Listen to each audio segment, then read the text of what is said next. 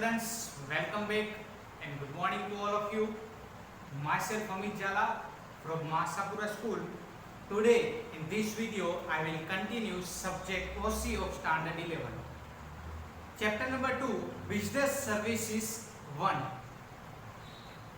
ये स्टूडेंट्स आज का हमारा जो क्वेश्चन है वो है पोस्टल सर्विसेज। पोस्ट ऑफिस आपने वर्ड का सुना ही होगा, तो उसमें कौन कौन से काम होते हैं तो ये आज हम इस वीडियो के अंदर डिस्कस करने वाले हैं। पोस्ट ऑफिस से आप जो है पोस्ट को, पार्सल को आप एक जगह से दूसरी जगह पर भेज सकते हो। तो सबसे फर्स्ट दिया है जनरल पोस्ट एंड लेटर। अगर आप कुछ भी इंफॉर्मेशन कम्युनिकेट करना चाहते हो बाय द पोस्ट ऑफिस तो आप एनवेलप लेटर में कवर में पैक करके आप जो एक जगह से दूसरी जगह पर भेज सकते हो, उसे कहते हैं general post. Clear to all? Okay, next one is registered post. Registered post यानी कि क्या, ये पोस्टल डिपार्टमेंट एक सर्विस ऐसी प्रोवाइड करती है जिसका चार्जेस जो है वो जनरल पोस्ट से हाई है। क्यों? जब आप किसी को भी पोस्ट करते हो तो वो पोस्ट आपका वहां पर पहुंचा या नहीं पहुंचा आपको चेक करना है, तो उसके लिए आप रजिस्टर्ड पोस्ट कर सकते हो। इसमें क्या होगा, आपने जिसको भी पार्सल भेजा होगा तो पोस्टमैन उसकी सिग्नेचर लेकर के आपके पास वापस आएगा और आपको वेरीफाइड करवाएगा कि हाँ आपका पार्सल पहुंच चुका है वहां पर। यह है रजिस्टर्ड पोस्ट। आपको वेरिफिकेशन मिल जाएगा कि आपका पोस्ट जो है पहुंच गया है। तो इसका जो चार्जेस है वो क्या होता है, थोड़ा सा हाई होता है। थर्ड दिया गया है पार्सल सर्विस। आप कोई प्रोडक्ट जो है बेचना चाहते हो, पार्सल बना करके या तो फिर एक बॉक्स तैयार करके कुछ चीजें बेचना चाहते हो तो आप पार्सल जो है एक जगह से दूसरी जगह पर बेच सकते हो। लेकिन कई बार पार्सल के ऊपर जो है इंश्योरेंस करवाना भी जरूरी होता है। क्यों? अगर आप रिस्की पार्सल बेचते हो तो डर भी रहता है। कौन सा डर?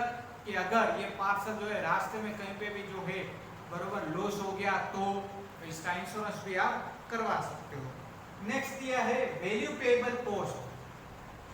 प्रोड्यूसर या तो फिर बिजनेसमैन कस्टमर के ऑर्डर के अकॉर्डिंग पार्सल जो है वो पोस्ट के द्वारा जो है भेजता है और पोस्ट के द्वारा कस्टमर पेमेंट भी पे करता है और पोस्ट के द्वारा पोस्टमैन वापस आकर के जिसने प्रोडक्ट सेल किया है उस सेल्समैन को रुपीस प्रोवाइड कर देता है। तो इस तरीके से वैल्यू पेएबल पोस्ट सर्विसेज भी पोस्ट ऑफिस प्रोवाइड करती है।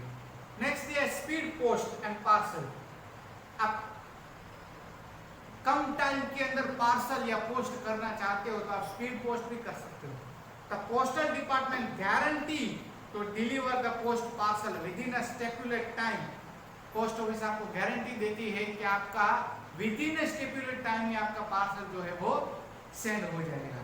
बट इसकी फीस जो है वो हाई फीस होती है, जनरल रजिस्टर्ड पोस्ट से कंपेयर में ज्यादा फीस होती है। तो ये भी पोस्ट आप कर सकते हो।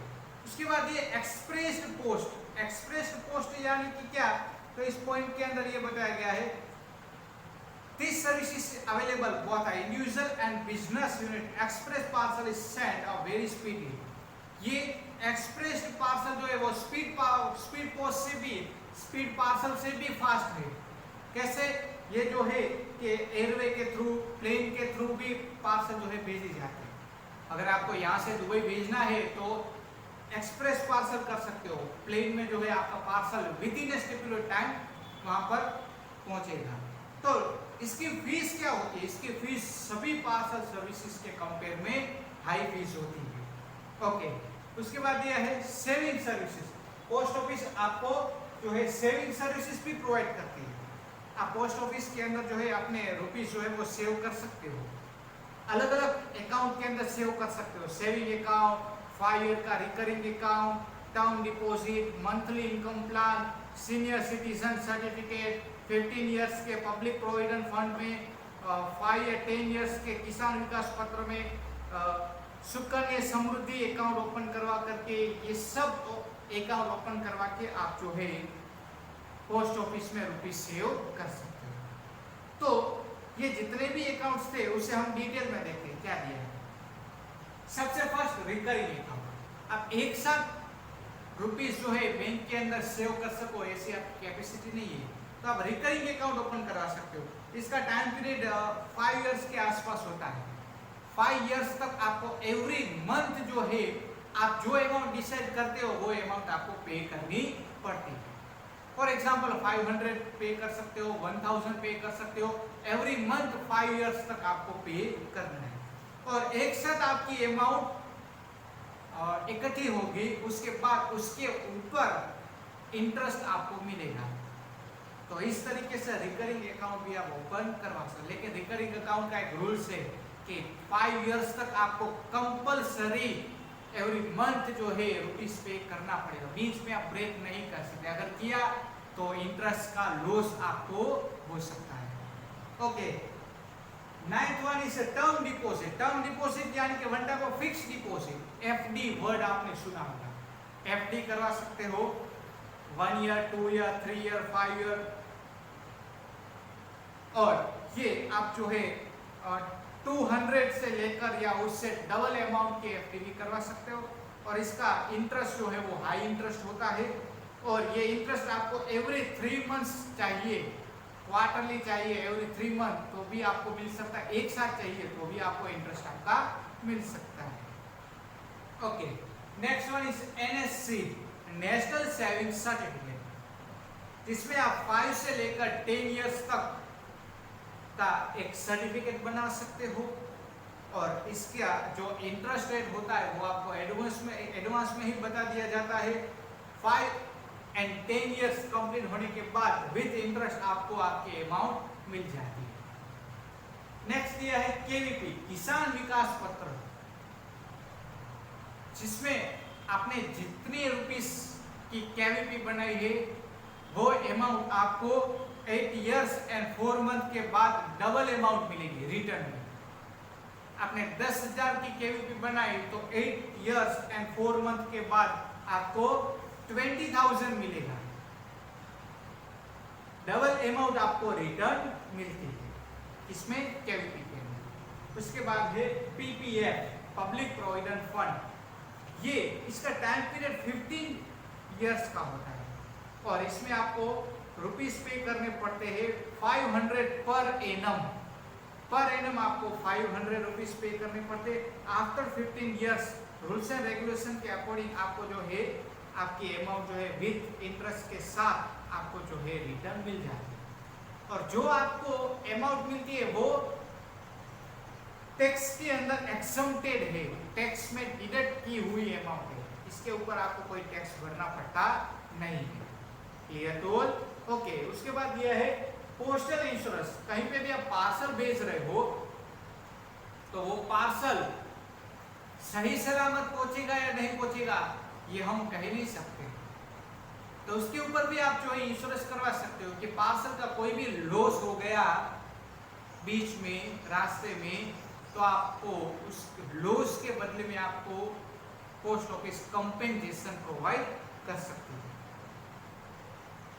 Prior independence of the India as a part of welfare scheme, postal insurance was started. All employees of central government, state government, and other semi-government organized are eligible for this insurance. सब लोग postal insurance करवा सकते हैं, central government, state government या semi government के employees भी करवा सकते हैं, और इसका प्रीमियम लोएस्ट प्रीमियम होता है और मैक्सिमम बेनिफिट आपको इसमें से मिल सकता है। Clear to all? Okay, next दिया है मनी ऑर्डर। मनी ऑर्डर में क्या है, आप एक जगह से दूसरी जगह पर मनी भेज सकते हो मनी ऑर्डर के थ्रू, जिसमें क्या दिया गया है कि कोई मनी सेंड कर रहा है तो पोस्ट ऑफिस के थ्रू सेंड कर सकता है, उसके बाद उसको एक रिसिप्ट मिलेगी और उस रिसिप्ट के अंदर एक कोड लिखा होगा, सीक्रेट कोड, सीक्रेट नंबर, और ये सीक्रेट नंबर जिसने पैसा भेजा है उसको मिलता है, और ये सीक्रेट नंबर जिसको पैसा लेना है उसे देगा। कौन? सेंडर रिसीवर को सीक्रेट नंबर देगा, और रिसीवर पैसे उठाने, विड्रॉ करने जब पोस्ट ऑफिस में जाएगा तब वो सीक्रेट नंबर वहां पे शो करेगा, तो उसको जो है पोस्ट ऑफिस से रुपीस मिल जाएगा। फिर से रिपीट कर रहा हूं, सेंडर को एक सीक्रेट नंबर मिलेगा, जैसे ही वो किसी को भी जो है पैसा भेजना चाहता है भेज सकता है।